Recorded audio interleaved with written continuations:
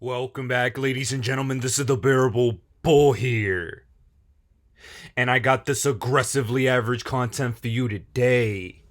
As we see that the US Treasury is ramping up their enforcement actions against the crypto industry.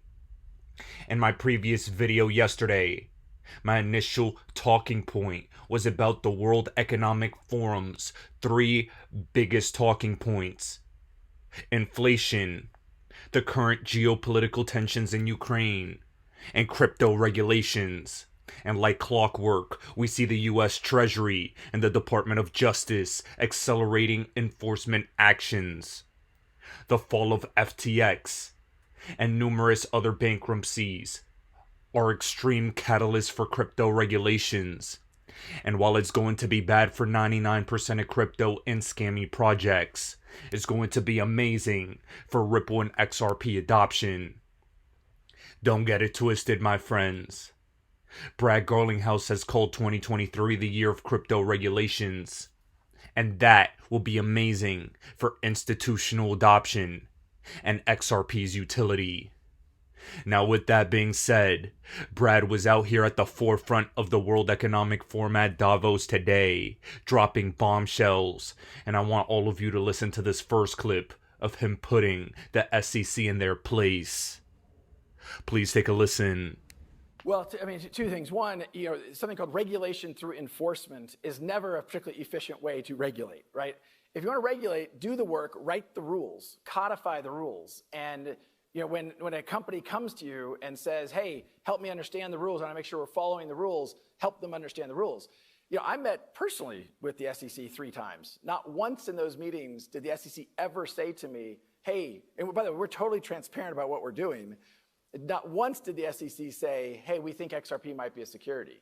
So then for the later on to go back and say, hey, the whole time we thought XRP was a security, we just didn't tell you. That doesn't feel like a genuine partnership between public sector and private sector. Moreover, and some of this stuff I'll be more vague about because some of this stuff, it hasn't been public yet. But there's something called the Hinman email. Bill Hinman, the director of corporate finance at the SEC, gave a speech in June 2018 about how ETH had been a security, but had magically become not a security. And there's some emails associated with that the judge turned over 6 times. We finally did get those emails. And I think when those come to light, I think you will see more kind of like, how is it possible the SEC decided to bring a case against Ripple given what they were saying within their own walls? Yeah. Now, ladies and gentlemen, the most important thing you need to take away from that clip is how Brad Garlinghouse at the end was strongly indicating that the internal Bill Hinman emails and the communications amongst the SEC talked about XRP favorably and potentially mentioned XRP being a non-security. Ripple has seen the evidence. They've seen the documents. This SEC lawsuit is almost over, and it's a facade to dissuade retail investors from investing in this opportunity. Even John Deaton has recently stated people thinking that the SEC is just going to win are in the wrong. They're most likely not going to. And this is important to note. Of course, if a settlement comes, both sides will have to give something up. But the facts favor Ripple, and XRP adoption after this case is over will be absolutely monumental. Do not get dissuaded. Stay the course. This short-term price action is irrelevant because XRP's utility and adoption will ensue like a tidal wave immediately after this case resolves. You don't believe it, it's still true, and we have even more things coming towards us in the positive direction. Here, from you today, a class action lawsuit has been filed against Coinbase, and I've been in the background assisting with ensuring that XRP Army members get their airdrops as well. People are suing because Coinbase has refused to share their airdropped tokens for the Flare network when they promised they would. They didn't give people their Songbird or their flair, but they have both. They have received both. And that, my friends, is corruption in the highest levels. Coinbase has never been that favorable towards Ripple or XRP. And is it possible that corruption and them purposefully sabotaging the XRP army is at play here? Maybe. But what I'm telling you is, this community of people is taking action into their own hands because this is unacceptable. Now guys, as we continue, we need to understand that the agenda at the World Economic Forum is being headed by billionaires, global elites, politicians, and super trillion-dollar institutions. The World Economic Forum also stated that a catastrophic cyber event is likely in the next 2 years. I've been here since 2019 telling people blackouts and cyber attacks are likely and could be part of the Great Reset global agenda to reset the financial system and ensure that mass pain is caused on the world that'll make people want whatever system they get. Here's a brief clip of them stating that a cyber event is likely, and all of you need to understand that you need to prepare and also know that out of the other side of this event, a new financial system will be born. All roads will lead to Ripple and XRP adoption. We've always been correct. And don't let non-believers dissuade you. We're here today to share the findings of the World Economic Forum's Global Security Outlook Report 2023.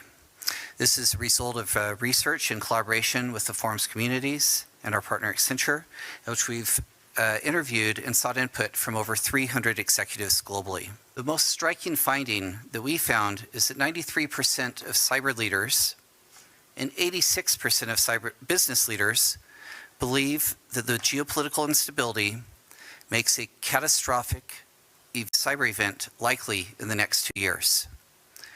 Now, ladies and gentlemen, with us keeping the idea of cyber attacks in our minds as something they've constantly been purporting, as a narrative that could be coming to the world near you, we have to remember that the bankers and regulators at Davos have been expressing concerns about Bitcoin adoption and call for urgent regulation.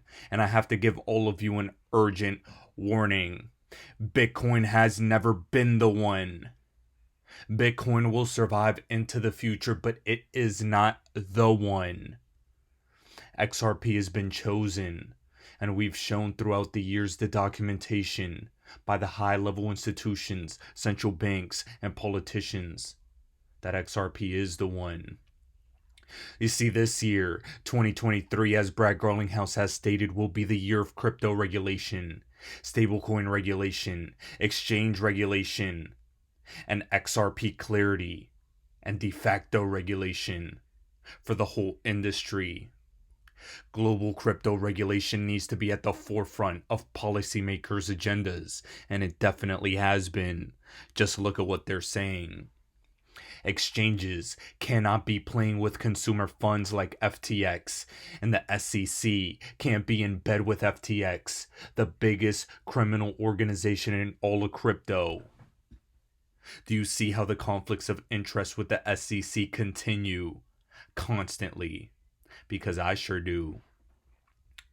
Guys, if there's one thing I can guarantee all of you, is that this year, 2023, is probably the year this XRP case comes to a rapid conclusion. Brad Garlinghouse, in this 6-minute interview he had at the World Economic Forum, lets us know he believes by this first half of 2023 is when this judge's decision and the end of this XRP case can come to an end. And that's something every single one of us will be extremely excited about. We all know it's coming. We all know it's approaching. With AI at the forefront and automation ready to absolutely destroy people's jobs. With universal basic income becoming more and more of a possible necessity to help save people from starvation. Health crisis, lockdowns have contributed to a food crisis and hyperinflation. Everyone is now poor There is an energy crisis. Inflation is making everything more expensive. People's savings have been obliterated. How are people going to survive other than CBDCs providing universal basic income to people? And how else would this system run other than a neutral bridge asset and XRP saving the day and providing interoperability for these new digital currencies? One thing that's always been on my mind is the very real possibility that XRP could be deemed a stablecoin that they constantly adjust in price to suit the liquidity needs of the planet. I've seen documents discussing XRP being used as a potential stablecoin and describing stablecoins as something similar to XRP's technology. That does not mean that's what XRP is going to be, but it's something you all need to keep in the back of your minds. That being said, though, guys, I'm going to play you this 6-minute interview from Brad Garlinghouse. As the more he speaks, the more confidence I know the entire XRP army has. We're about to cross the finish line. And the more people like Jim Cramer continue to say the manipulation of higher crypto prices show that this is a sham market, the more excited that I get. Jim Cramer is the talking mouthpiece of the mainstream media that's meant to keep you poor. And doing the opposite of what he tells you will lead you to generational wealth. Ladies and gentlemen, this is the Bearable Bull here. Thanks for tuning in. As always, I appreciate every single one of you. Now I'll be back tomorrow with another video. Indicative of, to some degree, a crypto winter that, as you just suggested, has changed in tone from how the last Davos, in terms of just, there was a lot of hype, a lot of noise around all things crypto at the last Davos, and I think seeing the change, and I actually think it's a really healthy change, that there's more focus on utility. Are these technologies that are solving real problems? And I think to your question, I think to the extent there are companies solving real problems for real customers, and they're going to continue to grow regardless of the environment.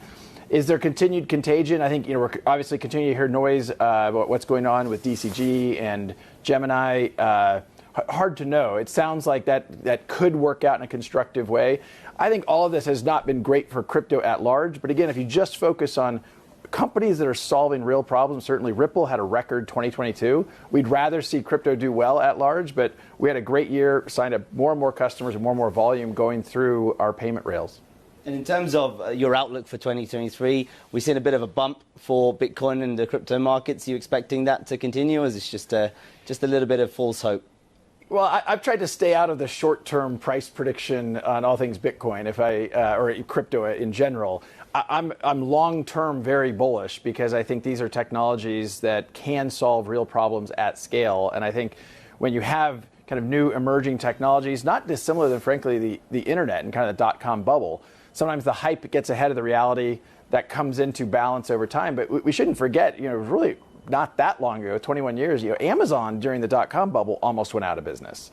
So the fact that you're seeing some changes in the crypto world, I think, can be healthy for the long-term health of the industry. And yet FTX appears to be a very high-profile case of fraud.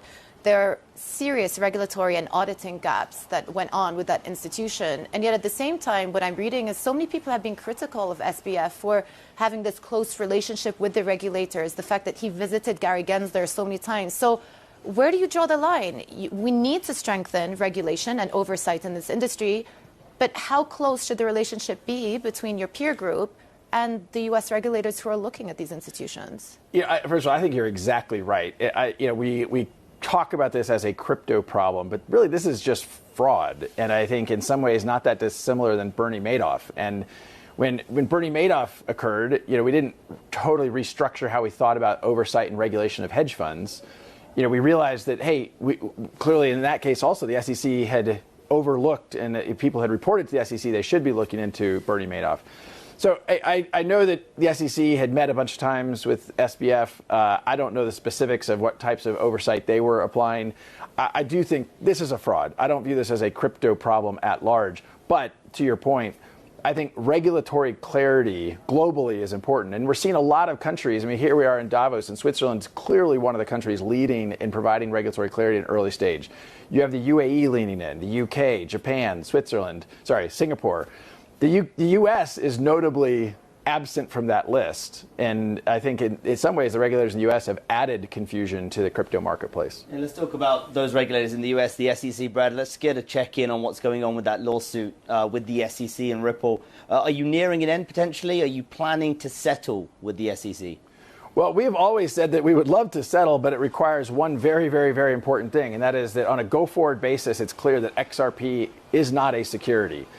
The SEC and Gary Gensler has very outwardly said he views almost all crypto as a security, and so that leaves very little space in a Venn diagram for settlement.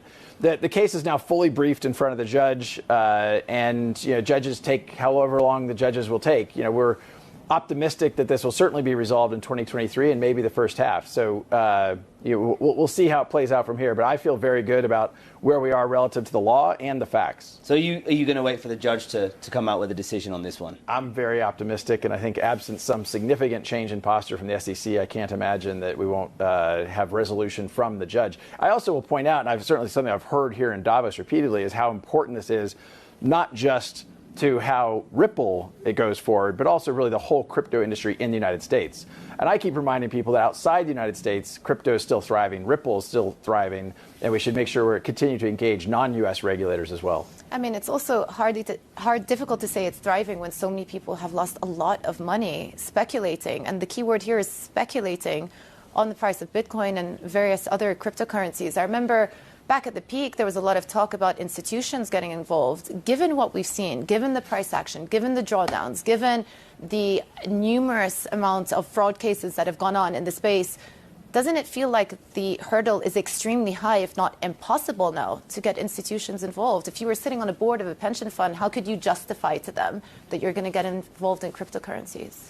Well, I think it depends upon how we're defining institutional involvement. When I think about institutional involvement with Ripple, I'm thinking about financial institutions, banks, payment providers who are using our technologies to solve a cross-border payments problem. They've continued to engage, we've continued to grow, and so I feel good about that. But look, I think anytime you have this kind of change, people take a moment. I also think, and I pointed out in one of the sessions I was in at Davos here yesterday, is we talk about, obviously, crypto is down 65%. Tesla is down 65%. Facebook is down about 65%. No one's saying, hey, we shouldn't invest in Tesla or Facebook. So I think we have to, clearly, I would much rather not have the volatility we've seen in crypto in 2022. But I think we also have to look at that in concert of other kind of growth investment areas. And again, to your point, most of crypto has been speculation. If it's just speculation, I don't think that's long-term sustainable. We need to focus on utility and make sure we're solving problems for customers.